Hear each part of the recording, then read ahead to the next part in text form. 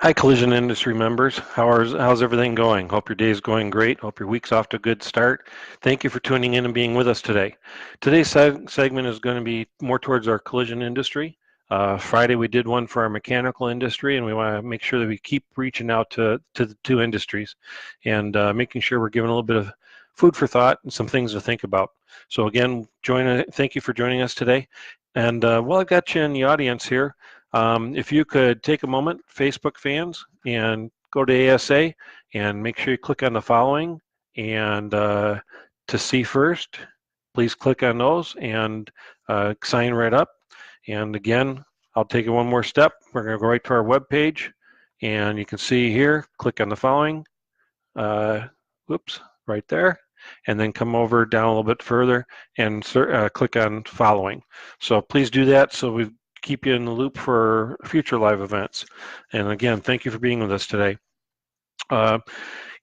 Today's topic is turning legislation into bottom line results. I've talked about in the press release and also when we first launched autoinc.org, the digital version on January 2nd, I talked about some things Bob Redding does for the industry in Washington, D.C. for us.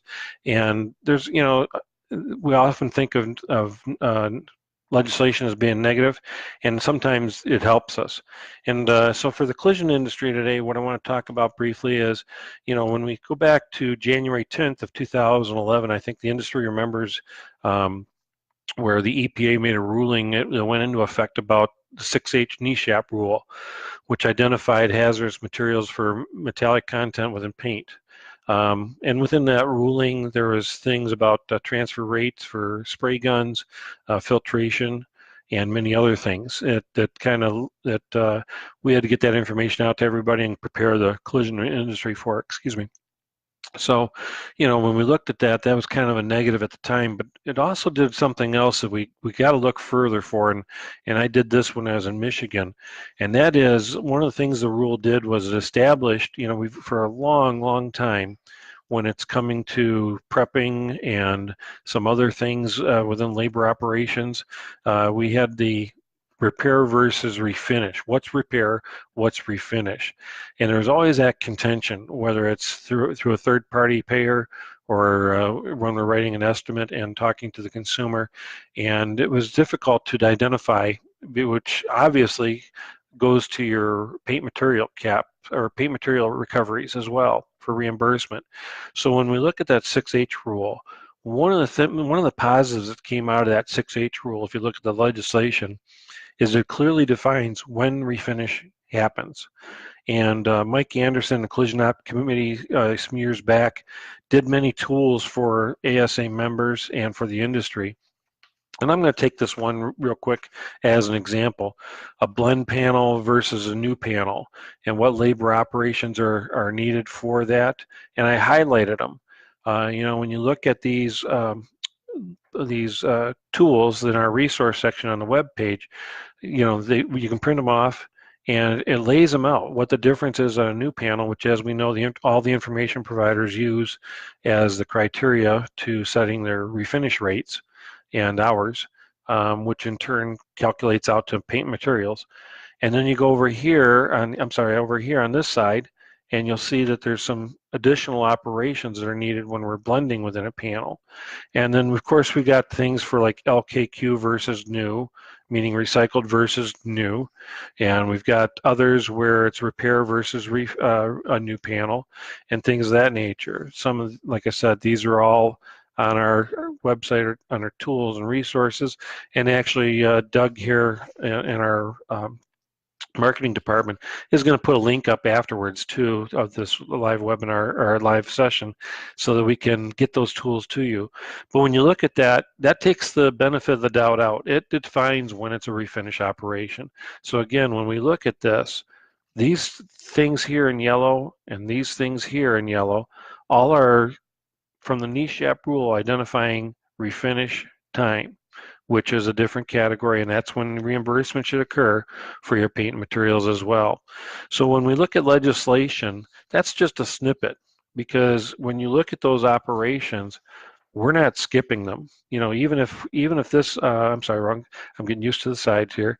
Even if we use this side here, okay, for new panel replacement, by defining our paint materials, that we may capture, you know, 10, 15, 20, $30 per repair order or more, just by being able to identify that. And when you're doing it already, that means those dollars are going right to your net profit because you're already paying it out. That's an expense you're incurring that you haven't been recovering. So these are items that are reimbursable. These are processes. I don't believe in fraud. Don't ever go down that road. But I am a strong advocate for the industry getting reimbursed for what they do. And so when we look at these things, sometimes too, when we're talking about a third party or consumer, it's very important that us as an industry educate them, know the whys behind what we're doing, and it goes a long way. So those are some tips I really encourage you to use. Please make sure that you look over our others.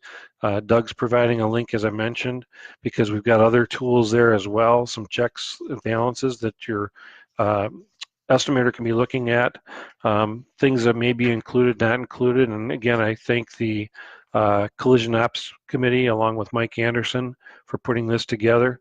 We've got not included charts there as well, which help you. These are all things that go right to your bottom line because, and as we all know in this industry, you're still doing these processes to make sure that the vehicle is delivered whole back to the consumer. So use those tools, use those resources, and you'll be surprised what those pennies and nickels and dimes and quarters all add up to, dollars at the end of the year. I did a thing a while back with some of our folks in Michigan. As you know, I'm from Michigan and was knee-deep there for many years.